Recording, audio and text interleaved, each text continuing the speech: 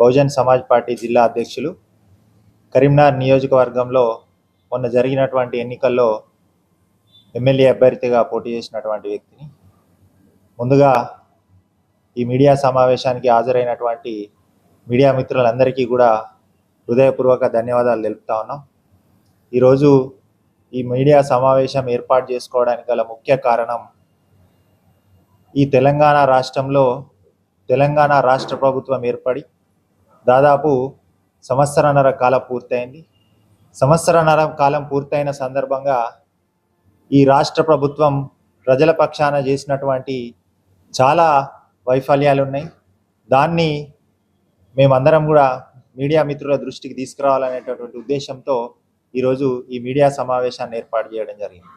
అదేవిధంగా కరీంనగర్ జిల్లాలో కూడా కాంగ్రెస్ పార్టీకి సంబంధించి ప్రభుత్వంలో ఉన్నటువంటి నాయకులు రాష్ట్ర ప్రభుత్వం ఏర్పాటై వాళ్ళు నామినేటెడ్ పోస్టులు తీసుకున్నారు, కానీ ఇక్కడ కూడా కరీంనగర్ జిల్లాలో కూడా చాలా సమస్యలు ఉన్నాయి. వాటిపైన మీ అందరికీ కూడా ఈ పత్రికా ముఖంగా మాట్లాడాలనేటువంటి ఉద్దేశంతో ఈ మీడియా సమావేశం ఏర్పాటు చేయడం జరిగింది. ముందుగా ఏదైతే కేంద్ర రాష్ట్ర ప్రభుత్వాలు ఉన్నాయో, కేంద్ర రాష్ట్ర ప్రభుత్వాలు రైతులకు మొన్నటి రోజున మనందరం కూడా చూస్తూ ఉన్నాం, యూరియాకు సంబంధించినటువంటి సమస్యతోటి ఎంతోమంది రైతులు రోడ్డున మనం వారి యూరియాకు సంబంధించినటువంటి ఇబ్బంది అయితే మనం చూసినాం. అదేవిధంగా ఈ తెలంగాణ రాష్ట్ర ప్రభుత్వంలో వైద్యానికి సంబంధించినటువంటి భరోసా భద్రత లేకుండా పోయింది.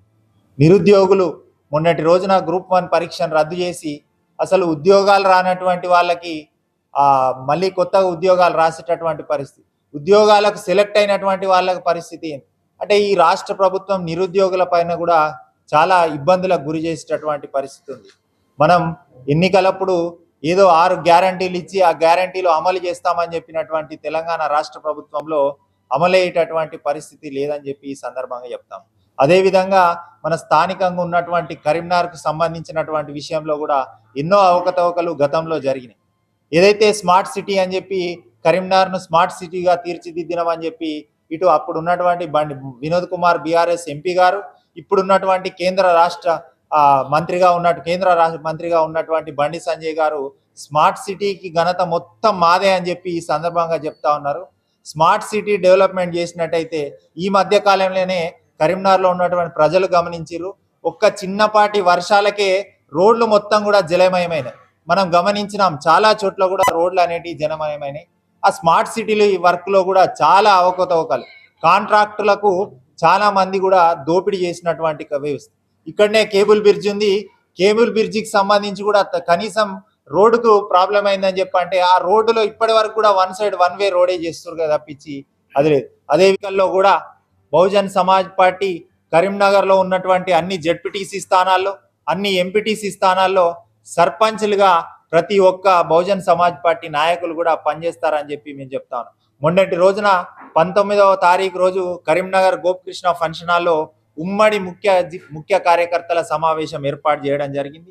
ఆ సమావేశానికి హాజరైనటువంటి వందల మంది కార్యకర్తలందరూ కూడా రేపు రానున్నటువంటి ఎన్నికల్లో జెడ్పీటీసీ ఎంపీటీసీలుగా పనిచేస్తారని చెప్పి ఈ సందర్భంగా చెప్తాను. అసలు బహుజన్ సమాజ్ పార్టీ అనేది లేదు, ఒక నాయకుడు వచ్చి పార్టీ అనేది మొత్తం కనుమరుగైపోయింది. రేపు పార్టీని మొత్తానికే భూస్థాపితం చేయాలనేటటువంటి కుట్రలు ఇప్పుడు ఉన్నటువంటి అగ్రవర్ణ పార్టీలు చేస్తూ ఉన్నాయి. వారందరికీ కూడా ఈ మీడియా సమావేశంగా ఒక హెచ్చరిక చేస్తూ ఉన్నాం, బహుజన్ సమాజ్ పార్టీని అంతం చేసేటటువంటి శక్తి ఈ భారతదేశంలో ఏ ఒక్క రాజకీయ పార్టీకి కూడా లేదు. ఎందుకంటే ఈ దేశంలో ఉన్నటువంటి జనాభా 100కు 85% ఎస్సీ ఎస్టీ బీసీ మత మైనారిటీలు ఉన్నటువంటి ఈ జనాభాలో అత్యధిక మంది కూడా బహుజనులు ఉన్నారు.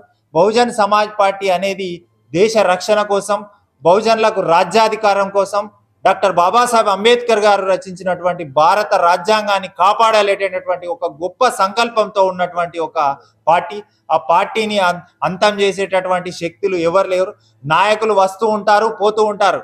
మాన్యశ్రీ కాన్షీరామ్ గారు ఒక మాట చెప్పిర్రు, మా పార్టీ నుంచి ఇతర పార్టీలకు వెళ్ళినటువంటి నాయకులు అందరూ కూడా ఎండిన కట్టెలు అటువంటి వారు మంట కాగబెట్టుకొని బూడిద అయిపోయేటటువంటి పరిస్థితి ఉంటుందని చెప్పేటటువంటి మాట మాన్యశ్రీ కాన్షీరామ్ గారు చెప్పడం జరిగింది.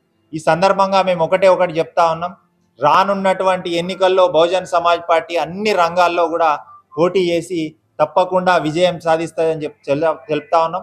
అదేవిధంగా కరీంనగర్లో జరిగేటటువంటి ప్రతి అవినీతి, అదేవిధంగా కాంట్రాక్టర్లు చేస్తున్నటువంటి విషయాలపైన ఎప్పటికప్పుడు స్పందించి ప్రజల్లో ముందుంటామని చెప్తా ఉన్నాం. అదేవిధంగా కాంగ్రెస్ పార్టీలో గతంలో కలెక్టరేట్ ముందట ధర్నాలు జరిగిన, ఇంకెక్కడ తెలంగాణ చౌక్లో ధర్నాలు జరిగిన, ఇంకా కోర్టు దగ్గర ధర్నాలు జరిగిన, ప్రతి ఒక్క ధర్నా చౌరస్తా దగ్గరికి కాంగ్రెస్ పార్టీకి సంబంధించినటువంటి నాయకులు, టౌన్ అధ్యక్షులు కానీ అప్పుడు ఉన్నటువంటి నాయకులు అందరూ పోయి సంఘీభావం ప్రకటించి మీరు మీ ఆశలు ఏవైతే ఉన్నాయో, మీరు డిమాండ్లు ఏవైతే ఉన్నాయో అవన్నిటిని నెరవేర్స్తామని చెప్పి వారి దగ్గరికి పోయి కూర్చున్నారు.